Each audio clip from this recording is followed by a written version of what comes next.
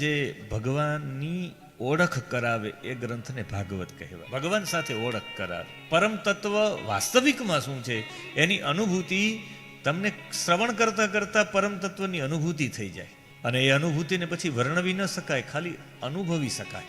એવી એક વખત બ્રહ્મ સાથે સાક્ષાત્કાર કરાવતો કોઈ ગ્રંથ હોય તો એ ગ્રંથનું નામ છે શ્રીમદ ભાગવત. જે એકાગ્ર ચિત્તે શ્રવણ કરે તો ચોક્કસ બ્રહ્મ સાથેનો એનો એકાકાર થોડી ક્ષણો માટે પણ થાય. અને જ્યારે બ્રહ્મ સાથે સાક્ષાત્કાર થાય, બ્રહ્મ સાથે એકાકાર થાય આ જીવનો, ત્યારે અનુભૂતિ શું થાય? ત્યારે તમે તાજા માજા થઈને રહો. કોઈ મને એમ કહે કે ભાગવત કથા સાંભળીને કોઈ ફ્રેશ થઈ જાય તો સમજવાનું કે એને બ્રહ્મનો સંસ્પર્શ થયેલો છે. તમે રાત્રે સૂઈ જાઓ, સવારમાં જાગો ત્યારે તાજા માજા કેમ હોવો છો? ભગવાન સાથે તમારો એકાકાર થયો હોય, તમને ખબર નથી પડતી. તમે રાત્રિના સૂવો ત્યારે તમે ક્યાં છો ખબર જ નથી હોતી. તમે બધું ભૂલી જાઓ.